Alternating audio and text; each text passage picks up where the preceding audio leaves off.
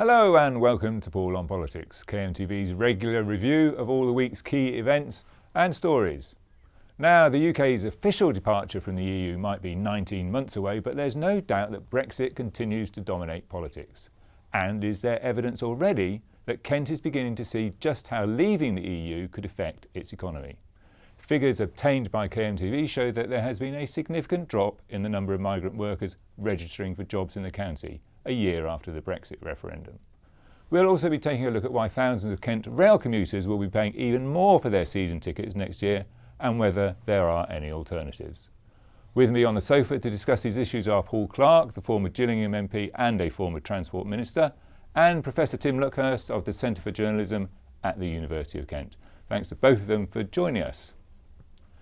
But first, Andy Richards looks at new statistics that appear to reflect a drop in migrant workers in the county. According to data based on national insurance number allocations, in the last year almost 14,000 foreign workers have registered to work in the county. That figure's down 6.4% from last year. The number of Polish migrants, a country which has traditionally figured highly in terms of the migrant workforce, dropped by 551 applications. When it comes to different parts of the county, figures show that Maidstone saw the sharpest drop in registrations with 2,561, down by almost 500 from last year. By contrast, Sevenoaks was the only part of the county to see a modest increase in migrant worker registrations, up by 13 to a total of 666. The uncertainty over the status of EU citizens is already creating challenges for Kent employers. KMTV figures have recently revealed how hospital trusts had lost almost 400 staff in the year running up to Brexit and its aftermath. And Kent farmers who rely heavily on seasonal labour have flagged up concerns that the uncertainty may deter workers from abroad from taking up jobs. Well, Tim Luckhurst, is there anything we can really take from these figures, or is it too early to make a judgment? I think it is probably too early, Paul, because the instant reaction is to think, OK, Brexit is deterring European Union workers from coming to Britain. And of course, that may well be the case. As an opponent of Brexit, I fear it may well be the case. But we also have to recognise that the Eurozone economy has been growing at a very rapid pace in the last 6 months. It grew by 2.2% in the first 2 quarters of this year, which is twice the speed of the British economy. So if European workers are staying at home, it could also be because there are more jobs for them at home and they are quite content to take the opportunities to work there. Paul Clark, do you think this is a trend which is going to continue? And if it does, is it going to make it more difficult for employers in Kent to recruit staff to... Well, certainly, I mean, I recognise the caveat that clearly Tim's saying, but I mean, if it continues, then obviously it will be a problem. And your package has already shown that over the last period, the health trusts in our area have lost some 400 jobs in that period because of people not taking them up. So obviously, and you've also seen, clearly concerns coming from the employers' organisations as well, as to what effect this could have on them being able to continue their businesses. Well, Tim, you say that it's a bit too early to make a judgment, but nevertheless there is anecdotal evidence, isn't there, that some companies are finding it already quite difficult. Well, I think Paul Clark's entirely right. I mean, I'm not suggesting for a second that this isn't a problem. I'm suggesting that one can debate what is the cause of the problem.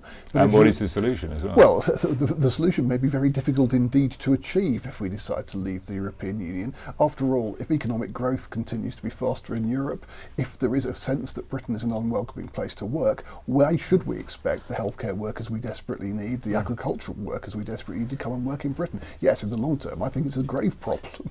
See, because you've got to remember also, we've seen instances of I say hate crime or attacks on people, clearly from Eastern Europe in our cities and so on, which is absolutely appalling. But of course that news gets back, and if there is some concern that we're not welcome, then perhaps we can go elsewhere, or indeed, if the economies at home are increasing, let's stay here and see what we can do. It sounds like you're advocating the need for a second referendum to ensure these issues are addressed. As you know, one of my former colleagues, someone called David Miliband, has actually been advocating that.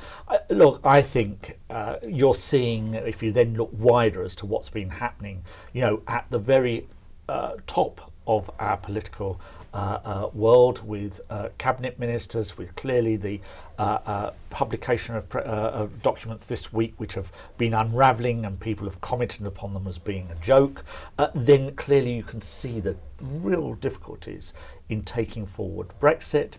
Politics can be a difficult business. This is just, we're negotiating deals all the time. But this is a package that nobody knows where it's going to end up, and so I do wonder whether there isn't a need for some package to be put to the people at the end of the day. Now, I don't think that's inconceivable either, to be honest, Paul. I mean, I think that if you held around for a referendum tomorrow, 60% of the electorate or more would vote to remain in the European Union. I can see why there's an enormous problem for the government in allowing such a referendum, and I don't expect them to do it. But will the next election be fought on the basis of one or other party offering another referendum?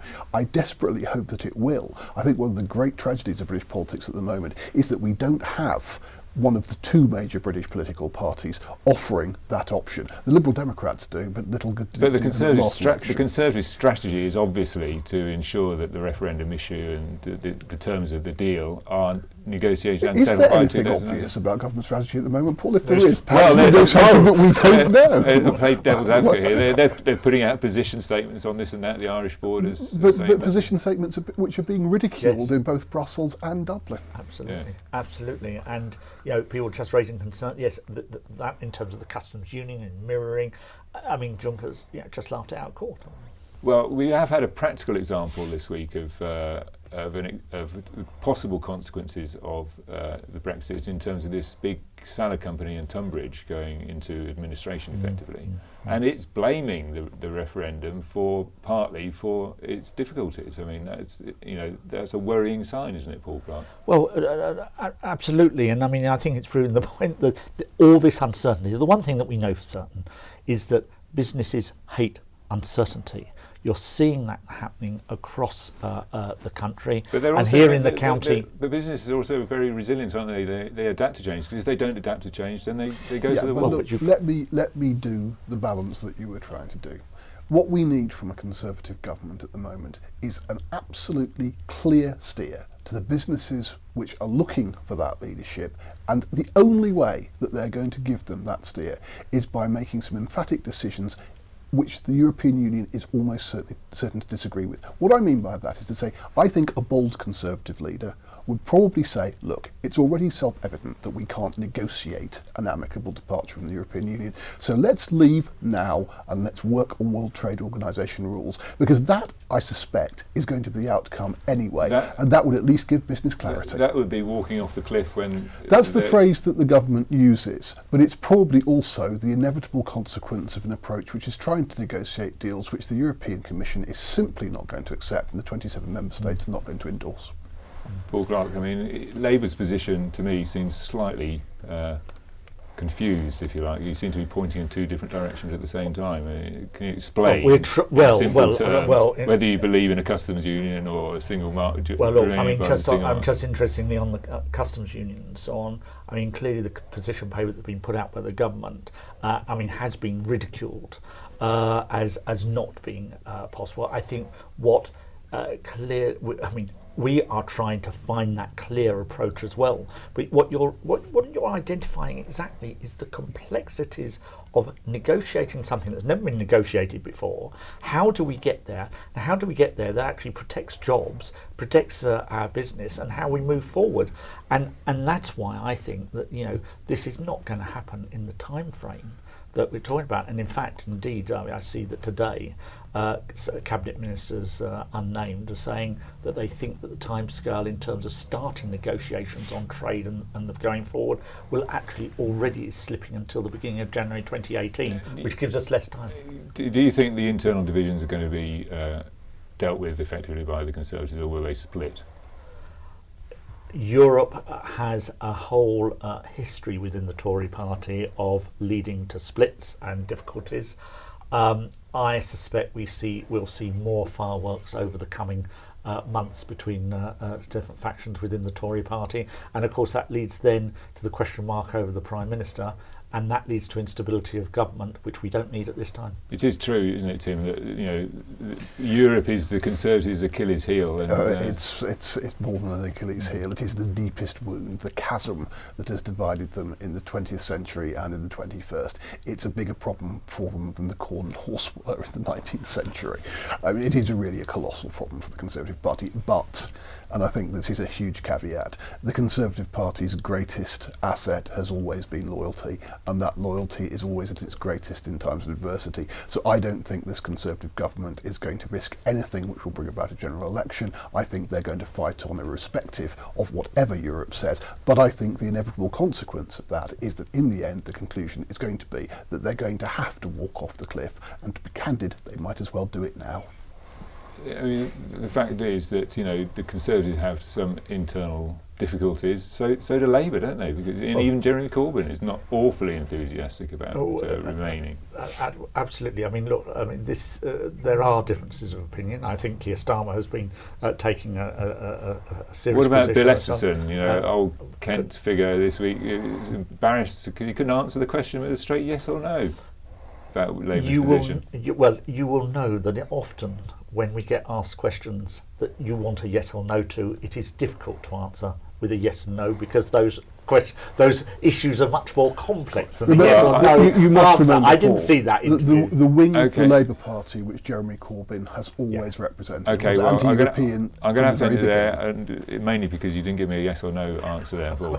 When we come back, we'll be taking a look at why Kent's rail commuters are set to feel more pain rather than gain next year. See you after the break.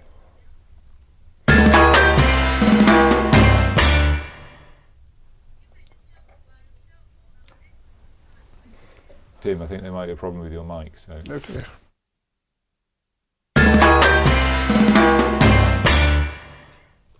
Welcome back to Paul on Politics with our guests Paul Clark, former Kent MP, and Professor Tim Luckhurst at the Centre for Journalism at the University of Kent. Now, if you are one of the tens of thousands of rail passengers in Kent who commute to work, it's not been a particularly good week. The government has confirmed that rail ticket prices are set to rise by 3.6% next year, a hike that could see you paying more than £7,000 to get to and from London. Joe Earl reports. While the Department for Transport says the government calculates the cost of rail fare increases fairly, it added 97% of every pound of a passenger's fare goes back into the railway. However, some season ticket prices in Kent are already among the highest in the country, particularly on high-speed services where passengers pay a premium. Journeys from Ashford, Rochester, Canterbury and Maidstone could end up costing ticket holders more than £7,000. South Eastern says it understands passengers don't want to see large increases in the cost of travel, but the government regulates annual fare rises to meet the cost of running Britain's railways. The company also says they've invested over £70 million to improve train services and station facilities. But what do rail users in Rochester think? Trains are very overcrowded anyway. It's not a good service, not for that sort of price. I work in London, so it's a hefty amount every year. So any rise, you really feel it. Today I'm very happy with what I paid because I'm travelling all the way to Birmingham for around £50. The thing that gets me is the fact sometimes you can't get a seat, and I think if you're paying a significant amount of money to go from one place to another, you should at least be able to get a seat without hassle. Yeah, very happy considering I used to live in Brighton and I used the Southern service a lot, and felt like it was often delayed, and this is so much better. I do find that it's quite expensive a lot of the times. Annoyingly, the quality is pretty good. I don't like the fares, but on the whole, they do a pretty good job, bearing in mind the incredible flow of people going in, all directions. Paul Clark, you were on one of the very first journeys on the high-speed trains running through Kent. If someone had come up to you and said, in 7 years' time, if you're a commuter from Ashford, you'll be paying £7,000 for your season ticket, would that have surprised you? Yeah, of course it would have done. And I recognise, I can well understand why commuters at 3.6% increase are concerned. We've got a position where wages are stagnating, and indeed, the government actually imposing wage cuts, of course, within the public sector, only a 1% increase, and yet many of our commuters within Kent are actually going up to public service jobs actually up in London, so you can see the effect on them, but it's also in the private sector as well.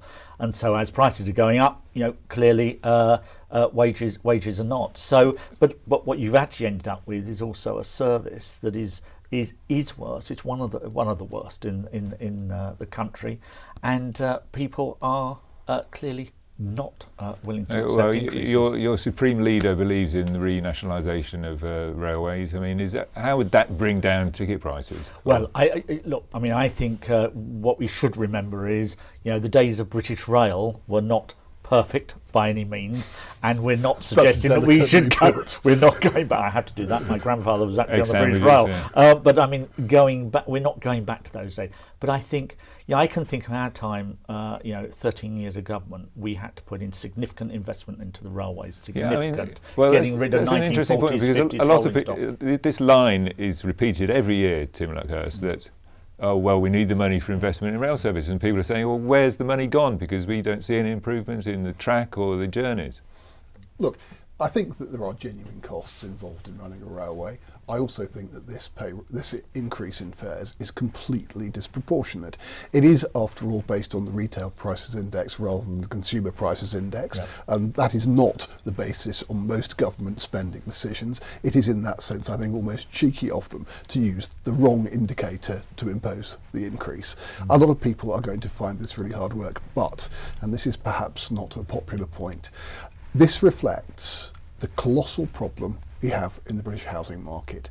They can do this because it still costs so much less to live in Kent than it does to live in London, to buy a house in Kent or a flat in Kent than one in London, that even by paying £7,000 a year for a season ticket, you're going to be slightly better off than you would be if you were trying to buy London property.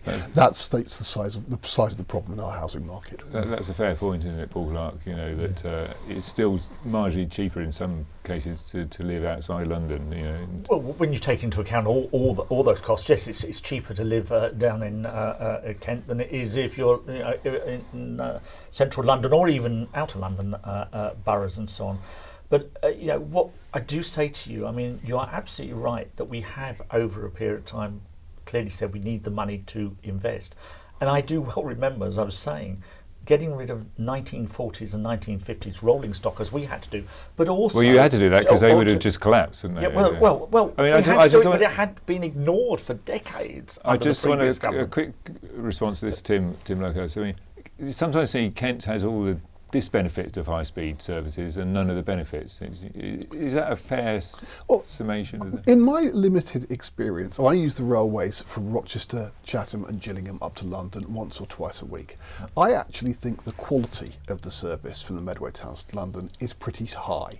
Whether it's as high as it should be, I really don't know, but by comparison with other rail franchises on which I've travelled, I think it's actually reasonably good. I don't think there are enough seats. I sometimes think that the services aren't sufficiently frequent, but on the whole, I think the service is reasonably good. Interesting surveys do sort of indicate that, but it's the big issue is the cost, isn't it? It is. You can say about high speed, I can well remember that we weren't going to get high speed domestic services. And we actually argued for those, got those. That increased capacity because, those lines, you invariably have people saying how they will have to stand all the way. Now it is better, not perfect, but actually it has increased capacity. And I well remember as MP, people saying, what do we want to go to North London for? What do we want to go up to King's Cross and St Pancras? And of course now people are using that service and it is better. So I do think Kent has benefited from high speed. Right, well, we have to move on like a fast-moving train. Now, like him or loathe him, the former UKIP leader Nigel Farage has been one of the key political figures of the past decade, and now the story of Brexit is set, apparently, to become a film series. Whether it will become a Brexit blockbuster remains to be seen. But who do you think should play the main characters? We went to Rochester High Street to find out. I think Boris Johnson should just play himself. He's always acting anyway, I think. Jeremy Corbyn, you'd have to cast someone who's like a bit of a teacher type. I would go for Brad Pitt. Possibly the person who plays Mrs. Hudson, Sherlock, could probably pull off the look of Theresa May. They'll be able to portray themselves better than anyone else, won't they? I think Nigel Farage ought to play himself because I can't see anybody else playing him at all. I don't think anybody could play Jeremy Corbyn. So. I think Julie Walters should play Theresa May. I think she'd be really good. She's a really good character actress. And Boris Johnson could probably play himself, to be honest. He's a bit of a caricature of himself, isn't he? Leave it alone. Let's just get on with Brexit and move on. Tim Luckhurst, I suppose you had a cameo role in this series as well. You might. You're a Kent-based institution figure. Who would you like to see play yourself? I'd ask my 25-year-old son, Toby, to play me. He looks just like me at the age of 25, and that's an awful lot better than I look now. Paul Clark, don't say George Clooney because I'm bagging him, so who would you like to see play yourself as a young transport minister back in 2009? Well, because of my youthful look still now, I suppose I could play myself, really. I mean, just with a bit more makeup. This is what Nigel Farage is saying. You're taking your... As long as I don't have to appear in the same scene with him in this film. I'm not involved, so I can't guarantee it. The American director is involved, and if this is made, American money too. So the chances of Mr. Farage, a 53-year-old Englishman who wears rather staid clothes, playing himself in a Hollywood blockbuster strike me as being on the very, very narrow side. They're talking about Kevin Spacey or Benedict Cumberbatch. I think Mr. Farage would be absolutely overjoyed with that to be the case. My own instinct is to say that I don't want to see a ragtag band of misfits who are uniting to pull off the ultimate mission impossible and take them out of the European Union. I really don't. Well, yeah, that's a very good line, Tim. I do like that. But I mean, you saying you wouldn't watch it if this was a Netflix? Why should we make a hero out of someone that's actually causing grief to the country? How do you know he's going to be made a hero? It might be kind of all warts and all. This is American money. This is based on an intensely self-congratulatory book called The Bad Boys of Brexit. Tales of mischief, mayhem and guerrilla warfare in the EU referendum campaign. It's going to depict the American pollster who advised the Leave EU campaign as the hero who comes in to save a failing campaign. It's like one of those films where you see the external figure coming in to manage a 4th Division football team and suddenly they win the Premiership. It's for American audiences. We won't even recognise it as being anything to do with the EU referendum. It'll be pure entertainment. Well, if it's pure entertainment, that's a good reason to make it, isn't it? Would you prefer some kind of alternative, sober, very serious document? I just don't think it should be made at all. I think it'll be a disaster movie. Yeah, absolutely. Yeah, Nigel Farage depicted as the sort of Che Guevara hero. Che Farage and Fidel, whatever his name is. Fidel Banks. Rescue the world. You've really come to town on this. Well, we've had films about other political personalities. Why not Nigel Farage? Or does it tell us something about the cult of personality in politics? Genuinely, trying to be serious about this, I mean, it is difficult. But I mean, we are talking about something that we're living through at the moment. And we've just spent, a period on your programme here tonight talking about the uncertainty for business, people's jobs, people's livelihoods. And here we are, wanting to make a supposedly this hero out of... They're going to have to end on referendum Farage. night, aren't they, Paul? Because everything after referendum nights is bad. Well, I'm exercising my right to end the conversation. Brexit too, the disaster. So that's all from us here at Paul on Politics. Thanks very much to our guests for coming into the studio. We'll be back soon. In the meantime, catch up with me on Twitter at Paul on Politics. Have a great day.